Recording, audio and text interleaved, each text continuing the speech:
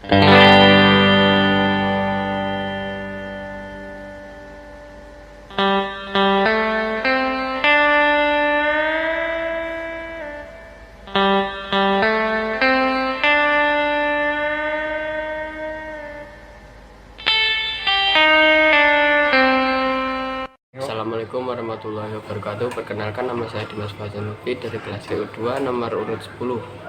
Di sini saya akan menjelaskan tentang sistem suspensi. Fungsi dari sistem suspensi yaitu untuk meredam getaran pada saat kendaraan berjalan di jalan yang batu atau jalannya yang tidak rata. Suspensi dibedakan menjadi dua jenis, yaitu yang pertama ada suspensi independen dan yang kedua ada suspensi rigid. Suspensi independen dibagi menjadi 4 jenis. Yang pertama ada MacPherson suspension, yang kedua ada double wishbone, yang ketiga ada multilink, yang keempat ada swing arm. Dan suspensi rigid dibedakan menjadi 3. Yang pertama ada rigid axle, yang kedua ada trailing arm, dan yang ketiga ada forlink. Yang pertama ada suspensi MacPherson suspension. Suspensi ini memiliki desain rancangan sederhana yang terdiri dari lower arm dan damper assembly. Jenis suspensi ini paling banyak dijumpai pada kendaraan sedan dan LMPV. Keunggulan dari suspensi ini adalah konstruksi sederhana atau memiliki sedikit komponen. Yang kedua, pemasangan dan perawatannya yang mudah. Dan kekurangan dari suspensi ini adalah yang pertama ada peredam getaran yang kurang baik. Yang kedua, gerakan vertikalnya dapat menyebabkan perubahan sudut chamber. Yang kedua ada suspensi double wishbone. Suspensi ini memiliki kekuatan yang lebih kokoh karena memiliki dua lengan atau arm pada sisi atas dan bawah, sehingga dapat meredam tekanan dari atas, samping, depan dengan baik. Jenis suspensi ini banyak dijumpai pada kendaraan SUV. Keunggulan dari suspensi ini adalah yang pertama, desain konstruksinya yang lebih kokoh dan stabil. Yang kedua, dapat meredam getaran yang lebih baik. Yang ketiga, kekurangan dari suspensi ini adalah yang pertama, pemasangan dan perawatan yang lebih rumit. Yang kedua, membutuhkan ruang yang luas untuk dipasang. Yang ketiga ada suspensi multilink.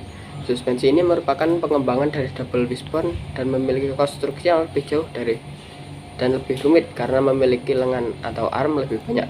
Hal ini bertujuan untuk memanipulasi arah gaya yang diterima roda, baik dari depan, samping, dan belakang. Model suspensi ini banyak digunakan pada mobil-mobil Eropa atau mobil kelas menengah ke atas. Keunggulan dari suspensi ini adalah yang pertama, dapat meredam getaran dengan sempurna. Yang kedua, memiliki daya cekungannya sempurna. Yang ketiga, mudah dikendalikan walaupun di jalan jelek sekalipun.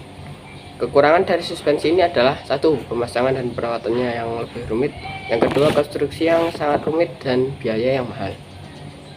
Yang keempat ada suspensi torsion beam. Suspensi ini merupakan tipe suspensi semi independen karena merupakan pengembangan dari suspensi rigid. Suspensi ini banyak diterapkan pada mobil dengan bergerak depan dan compact car. Sebagian besar ditemukan pada mobil keluaran Eropa. Yang pertama, keunggulan dari suspensi ini adalah satu, konstruksi tidak terlalu rumit dan cukup ringan. Yang kedua, harga lebih murah. Kekurangan dari suspensi ini adalah satu, peredam getaran yang kurang baik.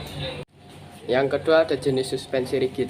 Suspensi rigid dibedakan menjadi 3. Yang pertama ada rigid axle.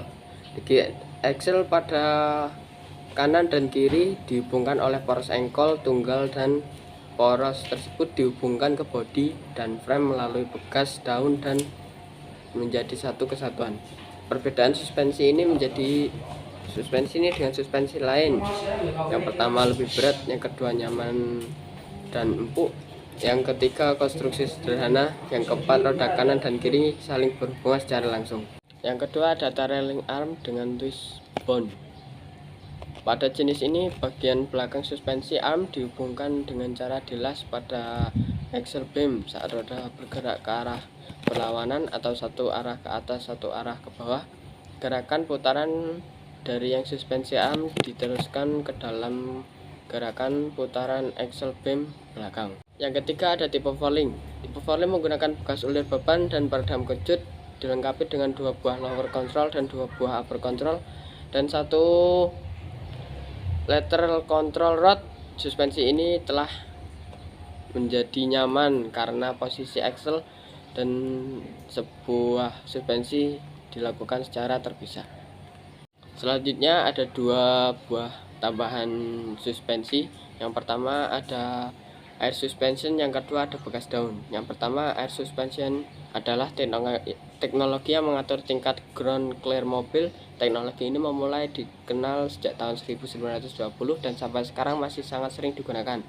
Air suspensi ini berupa kantung udara yang bisa diatur tingkat kekerasannya saat kendaraan sedang melaju. Kelebihan dari air suspension yaitu meningkatkan tampilan mobil, yang kedua memberi kenyamanan kendaraan, yang ketiga meredam getaran dengan sempurna. Selanjutnya ada bekas daun. Bekas daun merupakan sepotong baja bekas atau material yang panjang dan tipis namun memiliki daya tekan kuat dan kelenturan pada kendaraan berat untuk menopang berat kendaraan. Sistem suspensi bekas kendaraan ini berfungsi untuk meredam gejala gerak kendaraan naik turun akibat jalan yang tidak rata. Sekian presentasi dari saya. Bila ada salah kata mohon maaf. Wassalamualaikum warahmatullahi wabarakatuh.